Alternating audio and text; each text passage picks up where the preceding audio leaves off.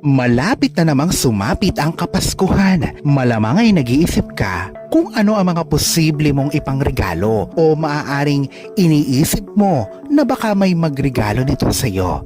Ayon sa mga kultura na may halong Budismo, mayroong 6 na uri ng regalo na hindi mo dapat tinatanggap. Ito kasi ay umaakit ng malas ayon sa matagal ng paniniwala. Hindi ba maganda ang takbo ng mga bagay-bagay para sa iyo? Alamin mo na.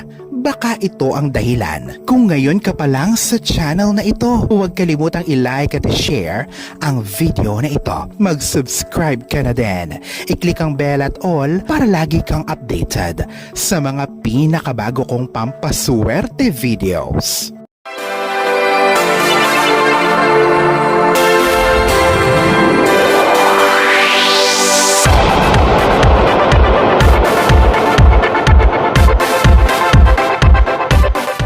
Kapag tayo ay tumatanggap ng regalo mula sa iba, tayo ay hindi lang tumatanggap ng pisikal na bagay. Hindi tayo din ay tumatanggap ng enerhiya. Positibo man ito o negatibo. Kahit na ang pagreregalo ay may magandang intensyon, ito ay may daladalang enerhiya na maaaring makasira sa ating espiritual at emosyonal na kabalansehan. Importante din na malaman natin kung ano ang intensyon sa likod ng mga natatanggap nating mga regalo. Ito ang 6 na bagay na hindi mo dapat tinatanggap na regalo ayon sa mga kultura na may halong Budismo. Una, inhesmo. Ito ay pagtanggap din ng mga pangit na bagay sa iyong buhay. Ito ay may masamang enerhiya na kaakibat. Pangalawa, ang mga regalo na mula sa nakaalitan mo, nakasamaan mo ng loob. Maaaring ang regalo na ito ay isang paraan ng pakikipagbati o peace offering. Pero ito ay hindi magandang tanggapin. Ito ay upang makasigurado ka. Ang enerhiya ng relasyon na nagkaroon kayo ay maaaring mapunta sa mismong regalo. Sa pagtanggap nito, ikaw ay maaaring magbukas ng pinto tungo sa mga hindi ka nais-nais na pakiramdam. Pwedeng ang regalong ito ay may intensyon ng manipulasyon, guilt, o obligasyon. Ang nagregalo nito sa iyo ay malamang na may layunin na makipagsundo o pahupain ang tensyon. Pero sa totoo lang, dito mag-uumpisa ang cycle ng negatibong enerhiya. Huwag tumanggap ng regalo sa hindi mo sigurado kung ano ba talaga ang intensyon. Pangatlo, mga pinag-awayang bagay. Madalas akala mo ito ay walang negatibong konotasyon. Ito yung mga bagay na ang pinagmulan o pinagbuhatan ay ang pagtatalo, pag-aagawan o pag-aaway. Ito yung isang bagay na ang pinagmulan ay ang pag-aalitan at pag-aagawan. Ayon sa ibang kultura na may halong Budismo, ang kung saan man nakuha ang isang bagay ay may naka-attach na enerhiya dito. Kapag tumanggap ka ng isang bagay na naging subject o tampok ng pagtatalo o pag-aaway, ay maaaring madala mo din ang pagtatalo at pag-aaway na ito sa iyong bahay. Sa Budismo, importante na mapanatili ang kabalansehan sa lahat ng aspeto ng buhay. Dahil dito ang pagtanggap ng regalo na nagmula sa isang alitan ay maaaring masira nito ang harmony o kabalansehan sa iyong sariling buhay. Pang-apat, mga bagay na nagpapaalala ng masakit na nakaraan. Sa Budismo, ang pagsasanay ng detachment ay esensyal para makamit ang kapayapaan ng isipan. Kaya naman ang mga bagay na nagbabalik ng mga masasamang alaala katulad ng paghihirap o paghihikahos ay hindi nakakatulong para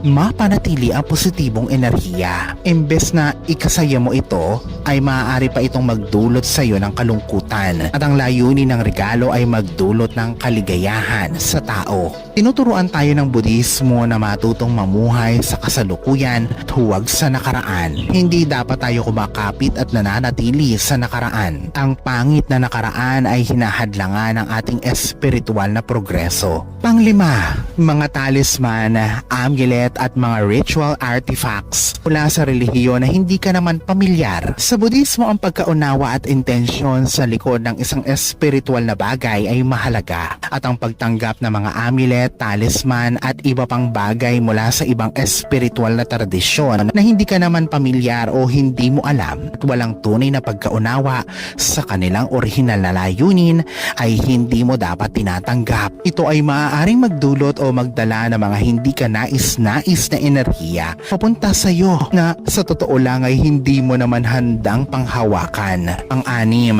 ang mga regalo na may hinihinging kapalit o kondisyon. Kadalasan ito ay mga mamahaling regalo. Sa Budismo, ang kalinisan ng intensyon ay napaka-importante sa anumang pagbibigay. Kapag ang isang regalo ay may hinihinging kapalit, pabor man ito, loyalty o isang espesipikong pag-uugali, ito ay hindi tunay na kabutihan at pagiging totoo at maaaring maging kasangkapan para sa manipulasyon. Ito ay nagbibigay sa atin ng sense ng obligasyon at matali ka sa isang hindi balanseng relasyon kung saan ikaw ay makakaramdam ng pressure. Ito ay nagbibigay sa iyo ng pakiramdam na hindi ito regalo, kundi ito ay isang pagkakautang o suhol, siyang pagmumula ng cycle ng expectation at kabiguan. Sa Budismo, tayo ay tinuturuang maging mas aware o mas magkaroon ng kamalayan ng pagtanggap ng mga ganitong regalo na may inaasahang kapalit. Kayang siyang sumisira sa ating kalayaan. Kaya bago mo ito tanggapin, alamin mo kung kaya mo itong mapalitan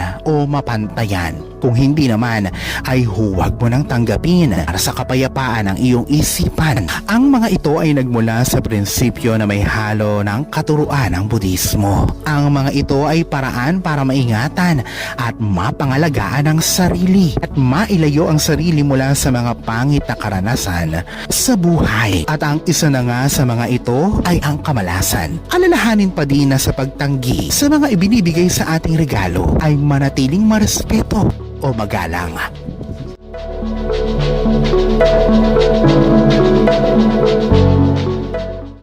Alalahanin na sa poong may kapal pa din, nagmumula ang lahat ng pagpapala, ang kasipagan at ang kabutihan sa ating kapwa kasabay ng buo mong pananalig sa may kapal.